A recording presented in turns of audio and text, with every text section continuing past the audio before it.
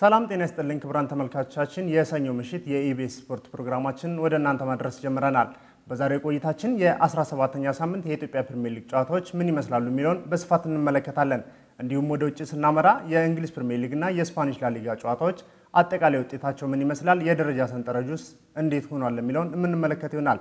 ከዚህ በዘለለ እንግዲህ ምስኪ ሌላኛው የውጭ መረጃችን የሚሆነው ምን እንደሆነ እስኪ አንተ ንገር። እንግዲህ ወደ ውጭ ደግሞ ስናልፍ በአውሮፓ ሻምፒዮንስ ሊግ ቀጣይ ጨዋታዎች ሁለት ጨዋታዎች ይካሄዳሉ። እነዚህም ጨዋታዎች እንግዲህ በዚህ ማክሰኞና ሮብ የሚካሄዱ ምሽት ጨዋታዎች ናቸው። እነዚህም ወሳኝ ጨዋታዎች ናቸው።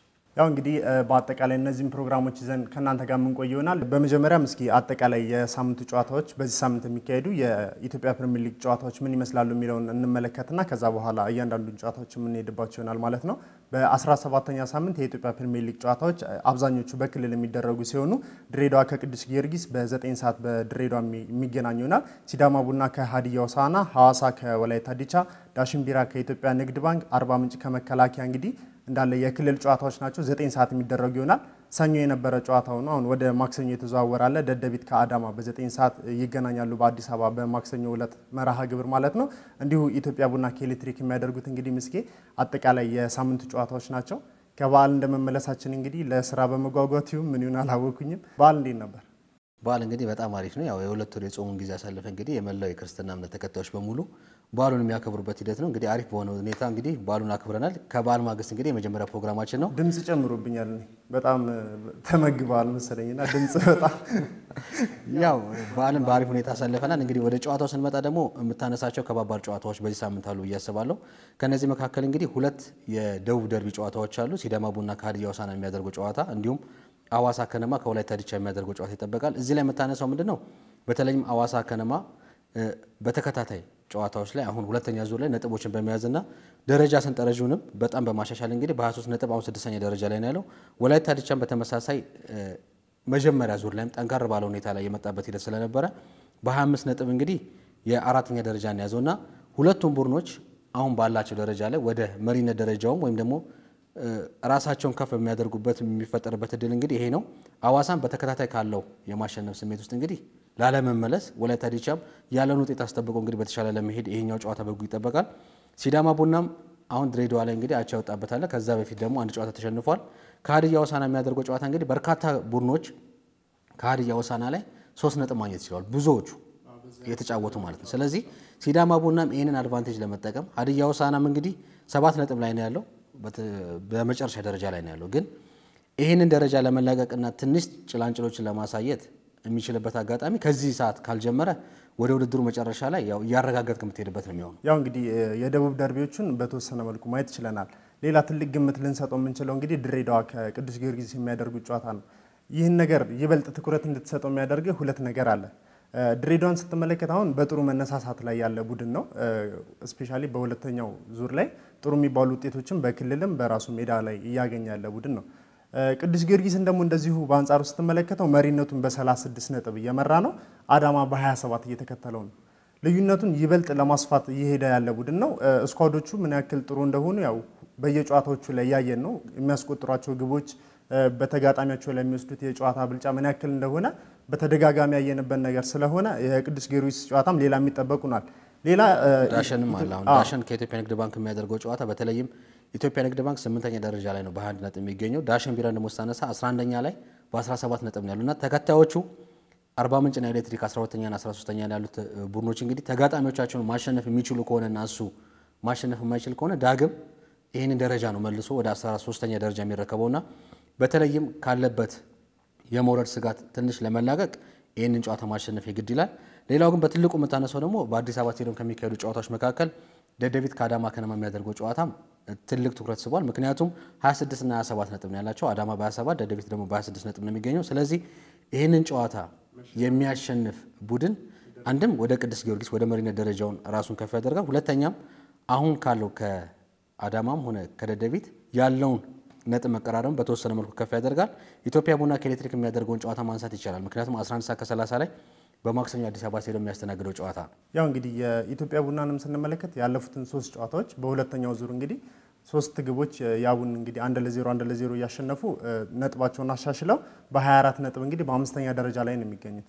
በአንጻሩ ኤሌክትሪክን ስንመለከተው ደግሞ በወራጅ ቀጠናው ላይ በ13ኛ ደረጃ ላይ በ16 ነጥብ ነው ያለው።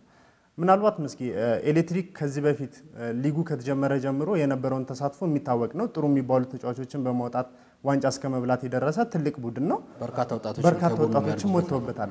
ሙገር ሲሚንቶና እሱን ኤሌክትሪክን ነው የምታነሳው ብዙ ጊዜና ኤሌክትሪክ በዘንድሮ ዓመት ስፔሻሊ ባለፈው ዓመትም ጥሩ ያልነበረ ቡድን ነው። ከወራጅ ቀጠናው ባለቀ ሰዓት ነው የተረፈው ሙገር የወረደ ሰዓት ማለት ነውና በዚህ ዓመት እንግዲህ ኢትዮጵያ ቡናና ኤሌክትሪክ የሚያደርጉት ጨዋታ ደግሞ ይበልጥ እንዲጠበቅ ያደርጋል። ምክንያቱም ኢትዮጵያ ቡና በሁለተኛው ዙር በጥሩ መነሳሳት ላይ ያለ ቡድን ነው። ነጥቦችን እያገኘ ነው።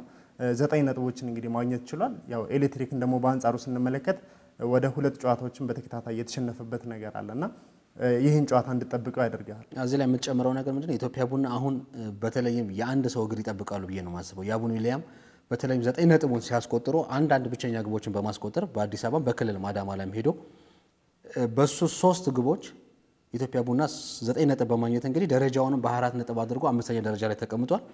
በተመሳሳይ ደግሞ ኤሌክትሪክን ስታነሳ በብርሃኑ ባዩ እየሰለጠነ እንግዲህ በተለይም እሱም ከገዳ በኋላ ነው የተነሳለት። እንዲሁም አምበሉ አዲስ ነጋሽ ይጠቀሳል። ስብስባቸው መጥፎ የምትለው አይደለም የመብራት ኃይል ግን እንደ ቡድንና በተለይም በሜዳ ላይ የሚያሳዩት የነበረው እንቅስቃሴ በተለይ ከቅዱስ ጊዮርጊስ ጋር የነበራቸውን ጨዋታ ስትመለከት ቡድኑ የማሸነፍ መነሳሳት ብዙ ነገሮች ይጎሉት ነበርና ይሄንን አስተካክለው የሚመለሱ ከሆነ ለኢትዮጵያ ቡና ፈታኝ ነው የሚሆኑት።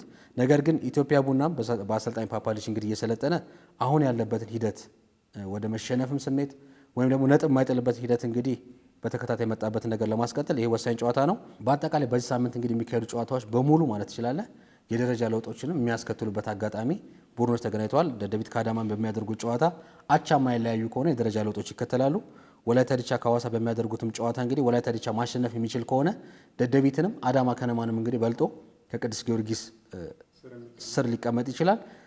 በታች ወደ ወራጅ ቀጠና ስትመለከት እንግዲህ ኤሌክትሪክን ማሸነፍ የሚችል ከሆነ ዳሸን ቢራም ኢትዮጵያ ንግድ ባንክን የሚያሸንፍ ከሆነ የደረጃ ለውጦች ላይ እንግዲህ በመውረዱ ወደ ሻምፒዮና ወደ መሪነት ደረጃው ለመሄድም እንግዲህ መቀራረቦችን ይፈጥራል። ቅዱስ ጊዮርጊስ ግን አሁንም በ36 ነጥብ እንግዲህ ከተከታዩ ከአዳማ ከነማ በ9 ነጥብ ርቀት ላይ እየገሰገሰ ነው ያለው። ወደ በርካታ ዋንጫዎችንም ያነሳ ክለብ ነው።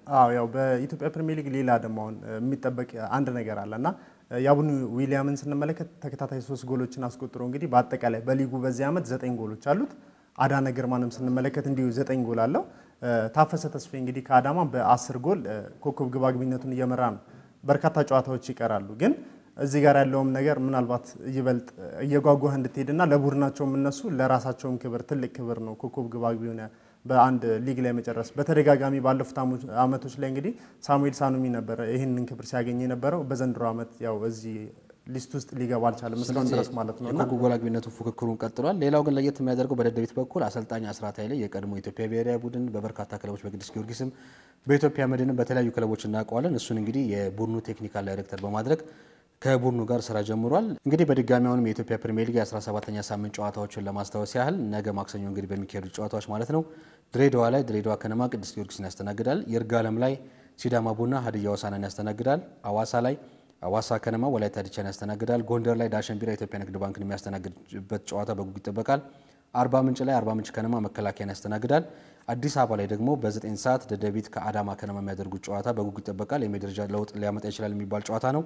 በ11 ሰዓት ከ30 ኢትዮጵያ ቡና ከኤሌክትሪክ የሚያደርጉት ጨዋታ እንግዲህ የሳምንቱ መርሃ ግብር ሆኖ ይቀጥላሉ ማለት ነው። ያው እንግዲህ ሌላ ምስኪን ልናነሳው የምንችለው በአጫጭር መረጃዎች ላይ ማለት ነው አሰልጣኝ ዮሐንስ ሳሌ እንግዲህ ከብሔራዊ ቡድን መሰናበታቸውን እግር ኳስ ፌዴሬሽኑ እስካሁን ድረስ መግለጫ አልሰጠም እና ይሄ ነገር ምናልባትም አስገራሚ ነው። መሰናበታቸውን ውስጥ ያሉ ሰዎች ራሳቸው ባወሩት ነገር ነው ይሄ ነገር ሊታወቅ የቻለው እንጂ ማንም ሰው ሊያውቀው አይችልም። ግን አሰልጣኝ ስትቀጥር መግለጫ እንደምትሰጠው ስታሰናብተው መግለጫ ሊኖር ይገባል። ገብቷል? ምክንያቱም ብሔራዊ ቡድን ማለት የጋዜጠኛም አይደለም የምንም አይደለም የህብረተሰቡ ነው። ኢትዮጵያን ነው የሚወክሉትና ይሄ መረጃ ምናልባት መሰጠት ነበረበት። ኢትዮጵያ እግር ኳስ ፌዴሬሽን አሁን የሥራ ክፍተት ላይ አንዱ የምትለው ነገር ይሄ ነው። በተለይም ከዚህ በፊትም ተነስቷል። አሁን ለምሳሌ የኢትዮጵያ ፕሪሚየር ሊግ ባለፈው ጊዜ 16 ቡድኖች ይሆናሉ። ስለዚህ ሁለቱ ቡድኖች አይወርዱም ተብሎ ኢቭን ተጫዋች እስከ ማስፈረም እስከ መጨረሻው ድረስ ሄዱ ነበር በተወሰኑ ሰዎች መረጃ ወጥቶ ማለት ነው። መጨረሻ ላይ ግን ወልዲያም እንደማይመለስ እንዲሁ ሙገርም እንደማይመለስ ሲነገር ደግሞ ብዙ ነገሮች ሆነዋል። ከዛ በኋላ 16 ለምንድን ነው የሚሆነው በተባለ ሰዓት ላይ እንግዲህ ከማከላቸው በወጣ መረጃ በተለይም የኢትዮጵያ ብሔራዊ ቡድን ለሚያደርገው የጨዋታ እንቅስቃሴ የጨዋታዎች ማነስ ናቸው ደካማ እያደረገን ያለው ወደ መጨረሻዎቹ የሚል ምክንያት መጣ። ግን ምንድነው እንደዚህ አይነት ነገር ለምንድነው እዛ ጋር ያሉ ሰዎች ወይም ደግሞ በኃላፊነት ላይ የተቀመጡ ሰዎች መረጃን መያዝ በትክክል የማይችሉት የሚለው ነገር ታነሳል። አሁን እንደ ሚዲያ ትክክል ፈልፈለ ማውጣትና ነገሮችን ማግኘት ለሚዲያ ትልቅ ግብአት አንተም ይሄ ነው አንዱ ስራ። ግን ኦኬ መግለጫ ወጣ አሰልጣኝ ዮሐንስ ሳሌ ከብሔራዊ ቡድን ተሰናብቷል ከነረዳቶቻቸው እንዲሁም ቴክኒክ ኮሚቴውም ተባለ።